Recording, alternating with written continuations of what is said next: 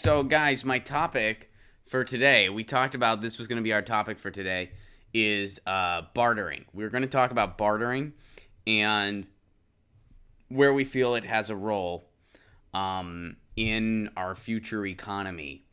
And so here's my thing. I've always been for bartering, and it's always fascinated me. Like, I always liked the idea of bartering. There's an organization, the first introduction I had to it personally was there was an organization up in Washington State, in Bellingham, Washington, and I think it was called the Green Corner or something like that. And they just had an organized bartering system where you could go in and you could offer a certain service, and they had a website that kind of was the hub for all this, but you could also do it.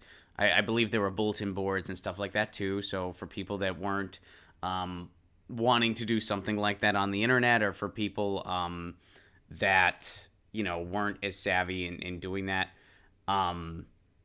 there's a formal hard copy way of doing it. It's like I'm having a hard time like what do you call it? The old fashioned way, just doing it like right on top of the people. But yeah, so, and you would offer whatever. You would say, hey, I have a good green bean crop. I have a good potato crop. I will play a show at your house for dinner. I'm a musician and I'll do that. I'm a comedian and I will do, X, Y, Z.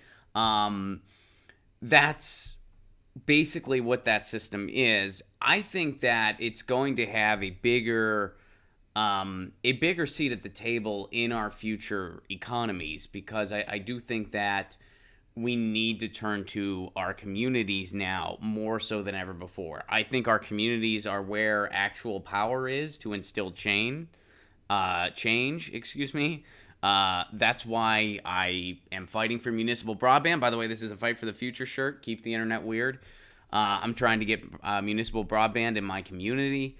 And I think bartering is part of that conversation too. I wish that all communities had an organization set up similar to what Bellingham, Washington has, where they have a barter exchange set up.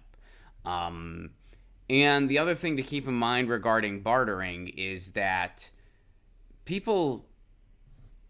people already do it, basically. Like this is like, rich people already do it. The people at the top, they barter and trade on stuff all the time. So they know that this is a valuable thing. So anyway, thoughts on bartering. Some of you are saying that you like sharing better than bartering. Now, I'm all about sharing too. I'm all about, I guess, what do you mean by sharing though? Do you mean like, because I think in bartering, the reason I'm bringing up bartering is because that's an exchange of goods. So that has a value to it. And I like to, I try to barter too. I've done it in my professional life. I mentioned yesterday on the show the service that I use for my hotels, which, by the way, if you are a performer, if you're a comedian or a musician, or any type of touring performer, take note of this. There's a service out there called Road Rooms. It's run by my friend Patrick. So full disclaimer, I am friends with the guy. What Road Rooms does is it matches up performers with a hotel room that is at a heavily discounted rate. So you get to stay at a really nice hotel that is at a discounted rate. And in exchange, you tweet about the hotel, and you can do it after you stay there. If you don't feel comfortable doing it while you're there, that's okay. But you tweet about it, and you just say, hey, we were here. It was a nice place. So you kind of give them a little bit of a plug, and then you write a review. Now, your review can be fair. If you have a negative experience, you can say that, and then, then that's it. So, it's not like they're not buying bad reviews necessarily. Or excuse me, they're not buying good reviews. They have to earn the good review. So it's an honest endeavor. But so anyway, that's a for instance of a certain type of bartering. So there's a lot of different things you can offer as far as a barter goes. I thought about what I would do if I lived in Bellingham, Washington at the time, and I don't know what I would do. I would just be like, hey, I'll tell jokes at your house for dinner, you know. But hey, I mean, I guess I'd like to think that has value. I'd like to think some people would take me up on that. What if I got like a meal every weeknight that way? What if people were like, yeah, we're gonna feed an extra dude tonight, and in exchange, he's gonna like entertain us for a little while. What a cool, like, after that's a nice family event. If they had like children, I'd have to like kind of adapt a little bit. Not so much because I curse too much. I really don't, but because I'm not really good at like what are they gonna relate to what I'm talking about? You know what I mean? But anyway, that's why I don't work cruise ships. I'm not good at relating to children. So anyway, Zero Divisor asks where I get my shirt. I got my shirt from Fight for the Future. You can get this right from Fight for the Future's website, and it's a really cool cause to support because they're doing some amazing work. We covered 2 stories from Fight for the Future this week on the stream. So yeah, that's where I got my shirt. Tim says, doing computer repair and teaching others to repair is great for bartering. That's nice. The Jinxana says, little free pantries and little free libraries are rad. You can share either food or books, take something, leave something. That's also awesome. And I agree. I like those free library kiosk things that you see. Or is kiosk right? Yeah, I guess it's technically a kiosk. It's kind of a little DIY one, but yeah. I've never taken or given anything, though, admittedly. Wait, no. I've given something, but I've never taken anything. I have given a book there once, but I've never taken anything. So, yeah, I definitely like those, too. And libraries in general. I am still that person who goes to their library all the time. Nicole says, I would do tutoring to help with term papers for house cleaning, but I get nervous with strangers in my house. Yeah, I mean, you got to be careful with what you barter and what you take. But I think tutoring, that's definitely a valuable thing. I could probably do that too. I've looked into tutoring before. I mean, I've taught before. So I guess I could probably tutor certain subjects. So I guess that could be something else I could list on my list of skills or whatever. Yeah. Doing how to do tech stuff is huge. I mean, that's huge. Tech stuff is, tech stuff is definitely huge. So cool. Bartering. And I know it's interesting because a lot of times bartering, that's something that is sort of out of the box politically. I mean, you have a lot of progressives that are into bartering. You also have a lot of libertarians that are into bartering, and even conservatives that are into bartering. And Nicole asked for a bartering website. There's a couple different ones. There was one that was like just called Barter something, and then Google, I believe it's called Green Corner in Bellingham, Washington. But if you just kind of Google bartering Bellingham, Washington, you would find it. So yeah. I can barter the beer and cider that I brew, says Zero Divisor. Dude. Yeah. And that dude wasn't directed at you. I don't know your gender. It was just an exclamation. But yeah, I would totally want some of that beer or cider. I would go do a show at your place or tutor or do something like that for some beer and cider.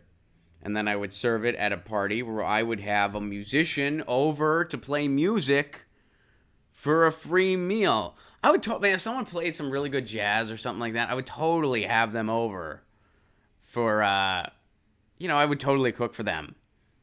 I guess that's another thing I could do. I could be like, yeah, if you want to, or another cool thing that bartering also gives is like someone grows a lot of food. It's like, hey, come over and bring your food. I'll make a good meal with that food. So I'll get some other ingredients. You just provide the crops, and then we'll make a meal. And I'm sure the people that grow stuff, that's probably what they do all the time as far as their as far as bartering goes.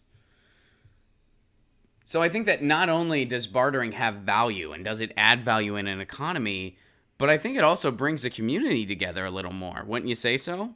Because I think that scenario I just described, I think a lot of people that barter, that's something that happens when they barter.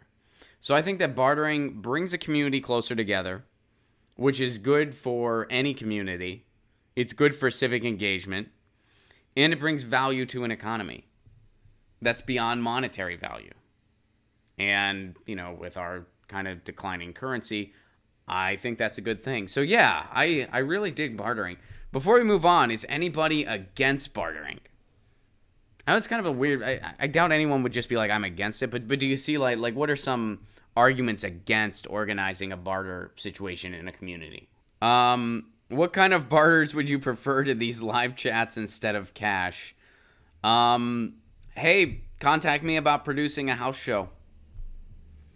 RonPlacone.com for that. Bartering sustains many local communities. I live in a very rural area, and it's done all the time to survive. That's what No More Donation says. Slow News Day says, the one I just provided in that barter allows for a more accurate determination of your labor value. Right on. Bluebell says, bartering is great, but it won't pay the light bill. On the other hand, I use solar. So that's awesome that you're using solo. Wow. Blah. That's awesome you're using solar. Awesome. Really cool. And yeah, of course, bartering is not... When we're talking about bartering, I'm not implying that it's a complete substitute for an economy. Like, I understand that that's not going to be the case. I don't ever see a situation where bartering is the only exchange of goods and services in an economy. What I'm saying is that it has its place and it adds value. It should be part of an economy. Brandon, we're doing 2 nights in Philly, buddy, and I hope to see you there. June 14th and 15th, Graham Elwood and myself will be in Philadelphia. We're doing 2 shows, one Friday night, one Saturday night. I hope to see you there. Joseph, when are you coming to Minneapolis? Working on it. Minneapolis is on the short list. A cashless society would be pretty fucking killer, though. Yes, it would. Yes, it would. And I'd love to see that utopia. I don't think that's a utopia that I'll see in my lifetime. But, you know, I would love to see that utopia happen. Let's see. The bastards took our cash, so we have to barter to even have an economy. Yeah. Now Chip says, I do not trust a cashless society. Well, it's hard to imagine because we've never seen it, and the chances of us ever seeing it, I think, are slim to none. Do I think such a society could exist? Yes, I think it could. It has in civilizations past. But I think that is something that is a long time off, something that I don't think we'll see in our lifetimes. I don't think there's any chance at that. And I can see how you'd be like, well, I don't really trust that because it's just so hard to imagine because it would be breaking all of the constructs we come to know. So I get that. I do think it would be possible. I don't know exactly what it would look like. But yeah. If you ever come to do a show in San Luis Obispo, I'll bring you some homemade beer. Awesome Zero Divisor. And we're working on San Luis Obispo. So, yeah, San Luis Obispo, we will be there. So, yeah, bartering, not a complete substitute for an economy. We weren't implying that it would be, but seems like it does have its place and adds value to community. And I think every community should have something similar to what Bellingham, Washington has. And if anyone here lives in Pasadena, California, please start it here. And start something in your community. Just do it. Cool. Get your news on with Ron. Don't you want to know what's going on? We're getting our news on today. Get your news on with Ron. Don't you want to know what's going on? We're getting our news on today. Yeah, yeah, yeah. You can tweet me an article at Ron Placone. We'll go through it together and make it our own. Get your